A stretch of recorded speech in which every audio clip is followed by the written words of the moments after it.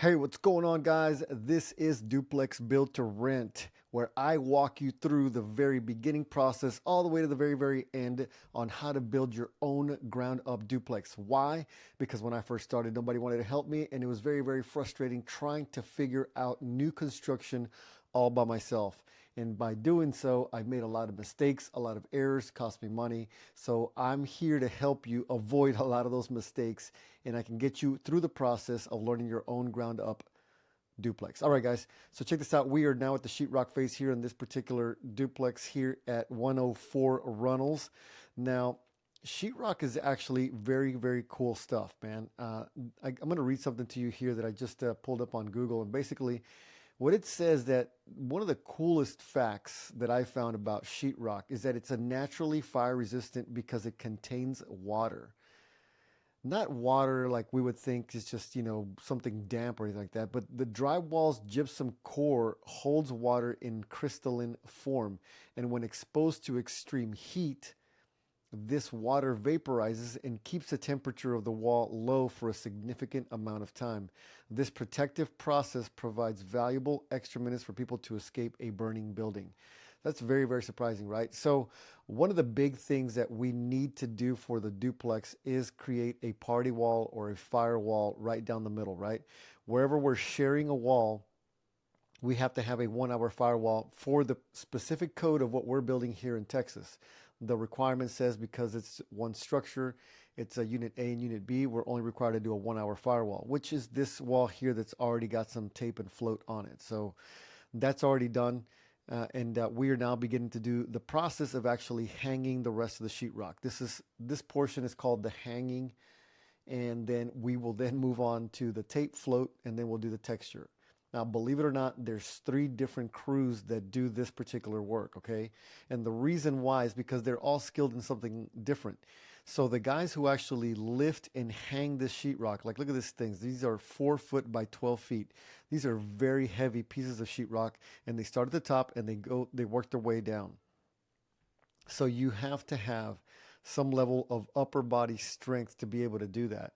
And this particular work is very labor intensive, very difficult work. Now, the guys who do the hanging is one crew. The guys who do the tape and the float is a different crew. And then the other guy who does the sanding and does the texture is a completely different crew. And we use it like that, or we do it like that, because it does take a little different type of technique to get this stuff done. And we want the sheetrock to look nice and good and be of quality for whenever the tenants move in, or if we're going to sell them for the owners whenever they walk through and they see it. So anyway, let me back up here real quick. So as you can see here, we've got all the sheetrock up on the ceiling. They got to make holes for the air conditioning, where the lights are going to be going, the light switches, so on and so forth. This is going to be a double door right here. And so there's not going to be any sheetrock on the inside of it. Let me show you a quick video of what this looks like. Give me 1 second. All right, so the pictures I took was the day before. This is from today.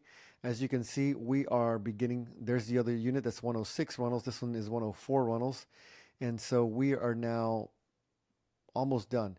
So check this out. The tape and the float for the firewall needs to be done for that inspection. That's why this has already been done. So what is tape and float, you ask?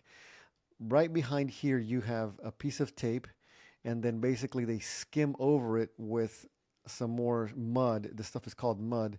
And so that's basically to float it, because the tape, when it goes on, it's just, it's very just rough and it's not very smooth. And then also in the holes, wherever if you can zoom in here, where you have the holes for the screws that have been driven into the sheetrock. You see that there, you see that there, you see that there.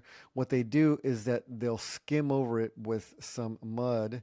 That is the float. Okay, they're floating it. So that way there's no divots and stuff like that. That way whenever you're at your house and you look on the walls, you can't see where the junctions, where the unions are, where the 2 pieces of sheetrock meet, like you see right here. Excuse me, sorry about that. You can't see any of this stuff whenever you're inside your house. You can't see it. And the reason why you can't see it is because someone went over that piece with a piece of tape, and they went over it with some mud and some float, and they just sanded it down, and then it's a smooth one continuous piece, and then they go over that with some texture. Okay, so let's keep moving forward here on this particular video. Here we have the utility room, showing you guys basically how it's looking. It is looking great. Now, we don't put sheetrock in here because we want to put hardy backer board. So there's another piece of material that goes here because of the tile, right? So these ones are going to actually have tile in the tub surround, so it's going to be nice and aesthetic looking. So these pieces here, these three walls, are going to be something called hardy board. It's a 1/2 inch, very thick stuff, and basically it creates a better adhesion point and, you know, prevents water from going through. So it's a better quality product for that specific thing. Now, I've known guys that will actually put tile on sheetrock. Not a big fan of it. I think that that's really skimping out on the construction process, but that's just my personal opinion. Everyone's entitled to do their own thing. Our inspectors won't let us just do that. So I'm moving kind of briskly here. I've already looked at everything, but I just kind of want to show you guys what it all looks like. These guys are doing a good job of, you know, cutting out the outlets and stuff like that. Here's one thing else that I think is very, very important to note is the money-saving aspect of this, okay? We're not putting window seals on this particular duplex, okay? There's no real reason to do it, and it's just, you know, becomes an additional cost. So a window seal is a piece of wood that goes right here, right? And then you put that piece of wood there, and then underneath there's another little trim piece to make it look nice and clean underneath it, and then you have to, you know, caulk it, sand it down, and just paint it.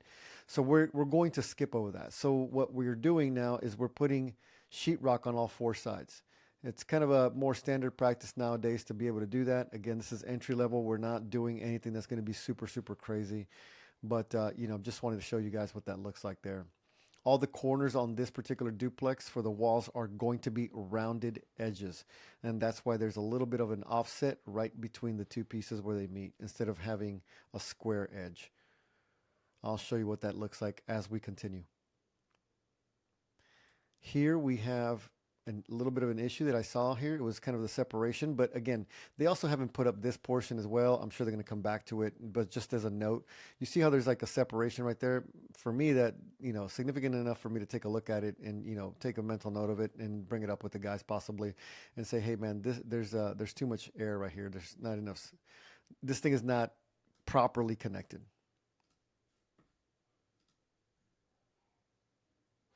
But it's not a big deal. There's the thermostat, there's a light switch, and then we're going to the bathrooms. And see, you notice how these guys will mark for themselves right there. They're marking, that's where the vanity light plug is. Somebody needs to cut into that and make sure they find it. So very cool, guys. This thing is looking fantastic. Let me show you another video. Well, correction, guys, that's all the videos I have for this particular one here. And these pictures that I have here were done before I took that video, so that's why the timeline is a little bit different. It looks like we're going backwards, but we're not. So anyway, I want to show you here another project that we had going on, which is this one here. We got the vanity lights. This is the 401 MLK property. This is the corner one. We're getting close to finishing this one up. We're starting to get all the trash out of it. The backsplash is finished. I dropped this off. I took a picture. One of the big tenets that I always explain to people that are doing construction, right? Whether they're the general contractors themselves or they're hiring somebody out to do the general contracting and getting all the workers and all the subs and stuff, is asking yourself this constant question: what do I know and who needs to know it? That's something that's super important in construction, and it's something important that I learned many, many years ago, but really it just talks to the fact it's like, okay, I'm taking this light over here. This is going to be a pendant chandelier that's going to go above the island, right? So I know that information. I know that I dropped it off there because I picked it up and I dropped it off. And so good for me that I know it, but who needs to know it? So the electrician needs to know it. So I have to send a picture to the electrician to get over there, and I also have to send a picture to the other guys here and tell them, hey guys, we need to start picking up the rest of this paper. We need to start finishing this off, start picking up all this stuff. And so basically with one picture, I'm able to, you know, send multiple tasks to different contractors of stuff that needs to get done. So remember, What do I know and who needs to know it is something that you constantly have to ask yourself in construction. All right, guys, that is all I got for you today. Thank you so much for watching. If you're interested in learning more about duplex building or just new construction in general, please join my free school community at www.school.com/B2 the number 2R for build to rent. Thanks so much for watching. I'll talk to you soon.